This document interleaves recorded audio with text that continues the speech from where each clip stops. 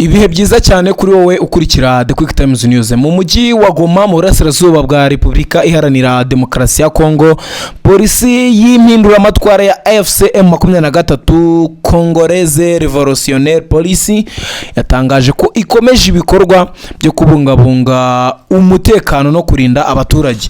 Nkuko byatangajwe ni urwego rwa polisi, ipolisi ivuga ko yashyizweho kugira ngo ikore inshingano zo gukomeza kurinda ituze rusange, kurinda abaturage ndetse no gukumira ibikorwa bishobora guhungabanya umutekano mu bice igenzura. Iyi polisi ivuga ko kandi kwikorera mu buryo bufite gahunda, ifite abapolisi n'ibikoresho bihagije byo gukora inshingano zayo, ndetse n'intego yayo ari ugufasha mu kubaka umutekano no kugira gahunda mu mibereho ya buri munsi y'abaturage. Mu butumwa yagiye itangaza AFC M23 ivuga ko inzego zayo z'umutekano zikomeje gushyira imbere kurinda abaturage no gukomeza umutekano w'ahantu zikorera. Umujyi wa Goma ni umwe mu mijyi y'ingenzi mu burasirazuba bwa Repubulika Iharanira Demokarasi ya Kongo, ukaba waragiye uhura n'ibibazo by'umutekano kubera amakimbirane amaze imyaka myinshi muri aka gace. Kubera amateka y'ibibazo by'umutekano, imikorere y'inzego z'umutekano muri uyu mujyi ikomeje gukurikiranwa n'abaturage, imiryango mpuzamahanga ndetse n'impande zitandukanye zifite aho zihuriye n'ibibazo by'uburasirazuba bwa Repubulika Iharanira Demokarasi ya Kongo. AFC M23 ivuga ko gushyiraho inzego zayo z'umutekano biri mu rwego rwo gucunga ahantu igenzura no gutanga serivisi z'umutekano ku baturage.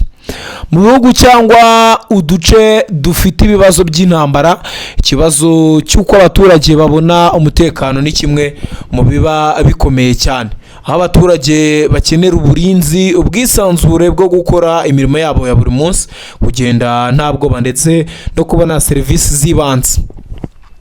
Ni muri urwo rwego impande zose zigira uruhare mu bibazo by'umutekano zikunze kuvuga ko ibikorwa byazo bigamije kurinda abaturage no kugarura ituze. Nubwo AFC M23 ivuga ko inzego zayo zifasha mu kubungabunga umutekano, ikibazo cy'ubuyobozi mu bice igenzura gikomeje kuba impaka hagati y'impande zitandukanye. Ubutegetsi bwa Kinshasa bukomeza kuvuga ko AFC M23 ari umutwe witwaje intwaro utemewe, mu gihe uyu mutwe wo uvuga ko ufite inshingano zo guhindura imiyoborere no kurinda abaturage mu duce ugenzura. Niyo mpamvu amakuru ajyanye n'imikorere y'inzego n'ubundi akenshi impande zose zigira uko ziyatangaza, ariko AFC M23 yo ivuga ko gahunda yabo ari ukurinda abaturage. Ku baturage ba Goma n'ahandi mu burasirazuba bwa Repubulika ya Demokarasi ya Kongo, umutekano ukomeje kuba ikibazo cy'ingenzi kurusha ibindi. Abenshi bifuza ko babona amahoro arambye, ibikorwa by'ubukungu bigakomeza ndetse n'imiryango ikabasha kubaho nta bwoba. Mu gihe ibiganiro n'imbaraga za diplomasi bikomeje gushakirwa ibisubizo ku kibazo cy'umutekano mu burasirazuba bwa Kongo, buri gikorwa cy'inzego ziri ku butaka gikomeje gukurikiranwa n'impande zitandukanye. Polisi y'impinduramatwara ya AFC M23 yo yatangaje ko ikomeza inshingano zayo zo kurinda abaturage, kubungabunga ituze rusange ndetse no gushimangira umutekano mu mujyi wa Goma.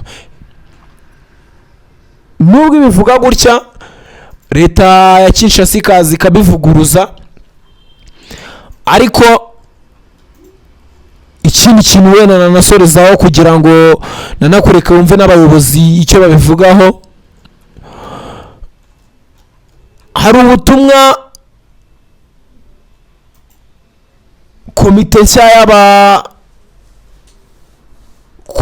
y'abayobozi yashimiye AFC M23 ivuga ko umutekano wagarutse. Iryo jambo nazindi gushyiriremo urikurikire neza uryumve. Ariko komite nshya y'abayobozi bo mu gace ka Nyiragongo iyobowe na Bwana Habaweze Tabaro watowe nka perezida wayo yatangaje ko ishimira FC23 ku byo ivuga ko ari kugarura umutekano muri ako gace. Mu butumwa bwayo iyi komite yavuze ko ubu amatungo yongeye kurisha mu bwisanzure, ku bikorwa byo gutoteza abaturage byagabanutse cyangwa byanarangiye mu duce tumwe na tumwe, kandi ko abana bo muri Nyiragongo bongeye kubona amata yo kunywa, bityo ngo icyizere cy'ubuzima bwiza kikaba cyongeye kubona ndetse kiranaboneka muri ako gace. Ibi rero reka nkureke ukurikire n'ijambo ry'abayobozi, ngushimire cyane wo gukurikira ibiganiro byacu bya The Quick Times News. Nizakomeze neza kandi uzajya ubana natwe mu biganiro byose tugenda tukugezaho, tuba twakubereye cyane. Mukomeze mugire ibihe byiza kandi Imana ibane namwe mu byo mukora byose. Jina ni Abaweze Tabaru. Abaweze wamekuteua kama president wa Waelvere mu territoire Nyiragongo. Kwa kama vile president wa Waelvere, utafanya kazi gani wakati kama mtakuwa wakati kwa president wa hiyo Waelvere? Kazi ya kwanza nitafanya sensibilisation kusudi ngombe zisiweze kuingia ndani ya parke, ziweze kukura mayani yenye na stahili, zisikule na mimea ya wakahaji. Kazi ya pili tutafanya sensibilisation kwa watu wenye bako wanaweza kuingia ndani ya parke bila ruhusa, na wenye wako wanachunga mimea ya wakahaji, vile vitu visifanyike, wapate kuchunga fasi kwenye kuna stahili na kwenye ngombe na stahili. Na zaidi ya yote tunashukuru hii uongozi yenye imeingia, maana kumeingia komite ya discipline, kunaingia komite ya development. Vile vitu tutavipiganisha, kila mtu akuwe mulimaji apate haki yake ya mimea, akuwe mfugai apate haki yake ya ngombe. Na ujumbe gani unapatia wale wa Waelvere wengine wenye wafuatia kwa ujumbe gani unawapatia? Ujumbe ambao nimepatia mu groupement 7 yenye nafanya sheferia Bukumu, kuko groupement Muja, Rusayu, Monigi, Kibati, Buvira, Buhumba na Kibumba. Waelvere ambao wameeleve kwa hiyo fasi, tumewaambia wafanye angarisho kuingiza ngombe ndani ya parke, wachunge mimea ya wakahaji mzuri. Na zaidi ya ile uongozi ambao imeingia, imeteuliwa kukiwa delegation ya province, tunaomba waheshimu ambao wamechaguliwa kwa hii wakati, na wakati watapata message wapate kukuya mbio na kusikia ambavyo uongozi umesema.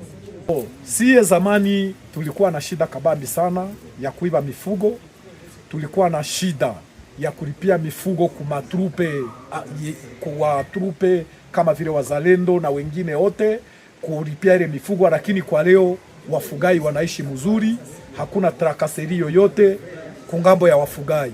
Mfugai anaerefe ngombe yake, siku ataweza kukujisha dume, anenda na uzisha, watoto wanasoma vizuri. Kwa hiyo tunashukuru guvernema ya AFC M23 ambayo imetupatia ile uongozi bora, maana tuko tunarara tunasinzia kabisa. Nimewashauria kama inafaa wanapenda ufugaji, wanapenda ngombe hizi wazitafuta.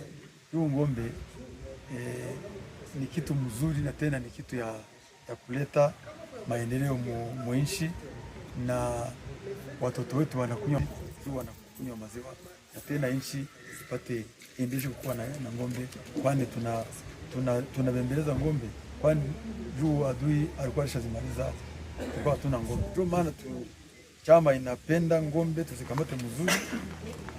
Tunashauri kama nao kamate ngombe mzuri, wazitunze, wazichunge mzuri, turudishe mbegu ya ngombe nchi. Na kwa wale wengine wangali wanaendelea kufuga ngombe kwenye parki ya Virunga, naweza waambia namna gani? Bana, wale tuliwaambia kama haiko mzuri.